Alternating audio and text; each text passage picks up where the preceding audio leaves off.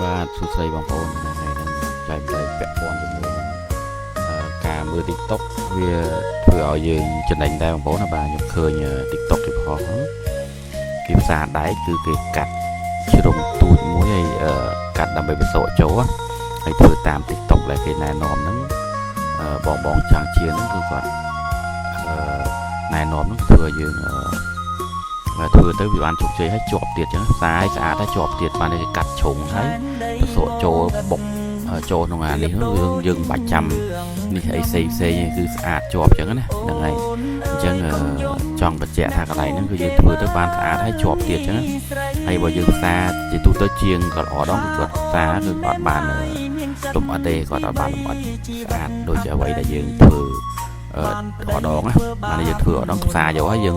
កាត់ដែកយកមកផ្សារបិទមុខវាអញ្ចឹងវាអត់ទៅស្អាតទេអញ្ចឹងបងប្អូនបាទបើយើងកាត់តាមមុខជ្រុងហ្នឹងហើយ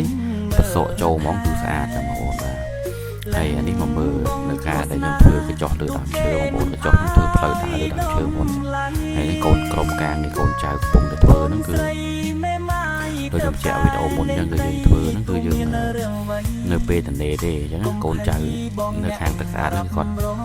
បន្ទាប់ពីគាត់ទនេពីការតទឹកឬក៏ទៅគាត់ក្លុកទឹកឬមួយក៏ទៅធ្វើការងារក្រៅទីបាយយយហ្នឹងគឺគាត់ទេបាទគាត់ធ្វើអញ្ចឹងណាហើយមកធ្វើដូចខ្ញុំបញ្ជាក់ដែរអញ្ចឹងថាយើងខ្ញុំមានតែងតែសចាស់ហ្នឹងយកមកប្រគំទេហើយសខ្លះទៅយើងទនេយើងធ្វើទៅអញ្ចឹងតែយើងធ្វើទៅដើរផ្លូវដើរនៅលើតំបន់ហើយ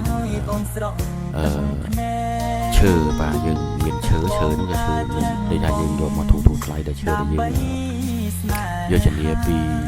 ខាងដែលខ្ញុំមានបង្ក្លោទៅប្រាប់វាហ្នឹងគឺយើងទៅយកពីនោះមកដើម្បីយកមកធ្វើ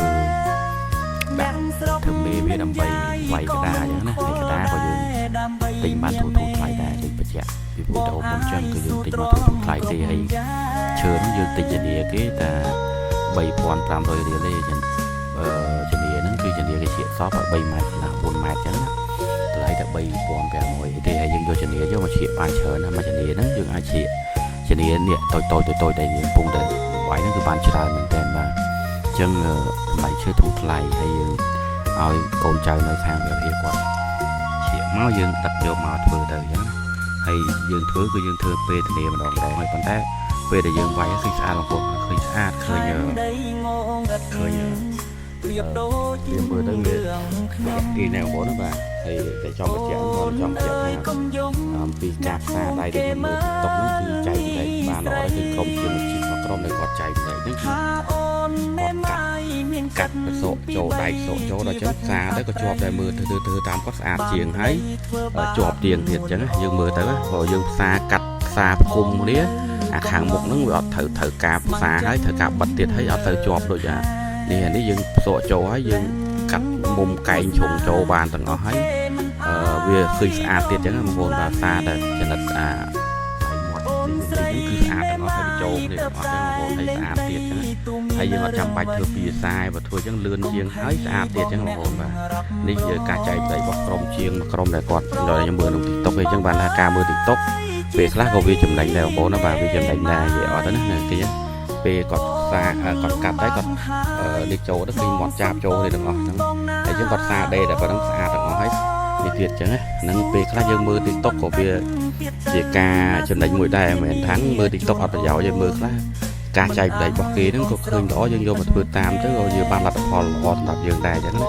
ហើយខ្ញុំក៏មានអ្វីដែលយើងគិតឃើញខ្លួនឯងខ្លះយើងធ្វើទៅក៏វាល្អប្រសើរកន្លែងយើងដែរចឹងបងប្អូនបាទហើយនេះធ្វើកញ្ចក់ដូចបញ្ជាក់បងប្អូននេះកញ្ចក់យើងធ្វើលើដើមឈើបងប្អូនបាទដើម្បីធ្វើម៉េចដើម្បី